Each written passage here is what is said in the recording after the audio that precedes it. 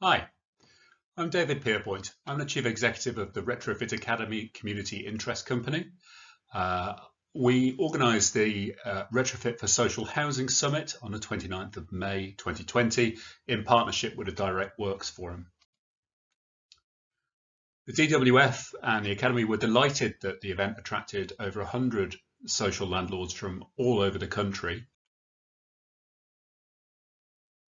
It really helps to drive forward our mission of supporting the delivery of high quality retrofit in the UK. The Academy, we've trained over 400 retrofit coordinators to date, and we're fast becoming the independent national centre of excellence for retrofit. Summits like this, working groups, tools, templates, training, CPD and knowledge are all part of what the Academy offers to the retrofit sector. We've recently published guidance on the implementation of the new PAS 2035 standard, British standard, which is driving change in the industry. The event consisted of 4 excellent presentations.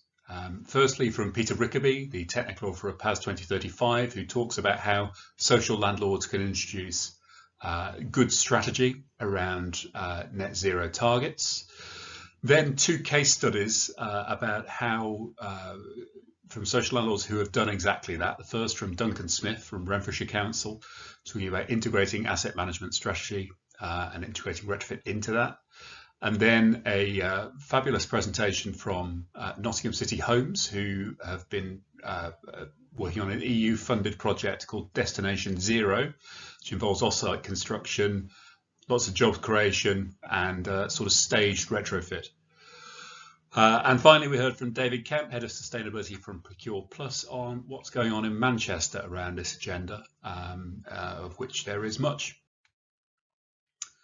We surveyed our delegates before the event, and we found that between them, they're responsible for approximately 2 million homes or assets across the UK. They're a mixture of large, very, very large in some cases, and small social landlords. Almost 70% said they didn't currently have a comprehensive strategy to deliver net zero housing stock by 2050.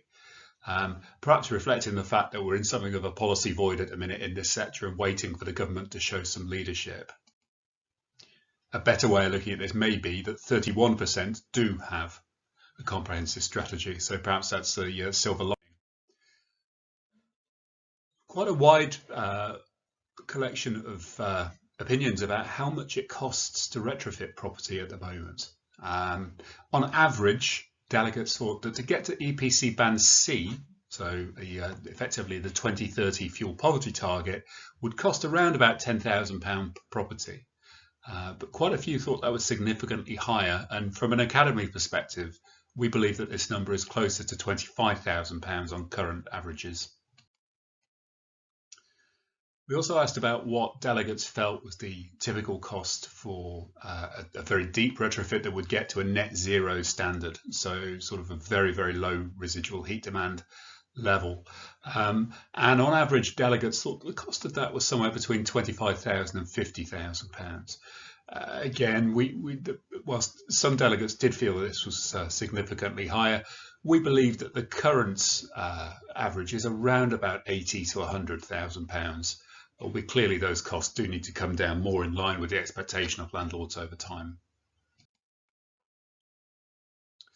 We wanted to get a sense of whether landlords understood what we consider as the sort of in the retrofit bubble that we exist in, the sort of the key issues that are going on. First, we asked how familiar people were with PAS 2035, the new British standard that's driving a move towards whole house and deep retrofit. And you can see here that over 50% said that they were not very familiar with it. Similarly, Trustmark, which is the new quality mark for the sector, which has been introduced under the sponsorship of the government, an even higher number here, not very familiar or not aware of the Trustmark. So it seems there's pretty low awareness among social landlords. Retrofit coordinators, who are the people that the Retrofit Academy trains, and are the people who deliver the PAS 2035 standard. Again, similar number, probably, again, even higher, 66% either not aware or not very familiar with this role. There's much higher awareness of the Energy Sprong initiative, which is not really that surprising given the amount of profile it's had in the social housing world. But still, you can see half here not very familiar or not aware. Quite significant numbers more quite familiar or very familiar of Energy Sprong. The research also showed that social landlords were facing very common challenges around retrofit, not the least, of course, that there's a lack of funding currently for work, which is in part fed by a lack of trust in the supply chain from the investor and government perspective, which is what's had to be remedied through the Each Home Counts review and of course past 2035. Now that framework is in place, hopefully we'll see increased funding coming into the sector. It's very clear there where we've got almost 50% of the RSLs responding that damp, mould and condensation issues are a major challenge in their organisations. That they don't know where to start and the work is defective and so on and so forth. So there's a long way to go.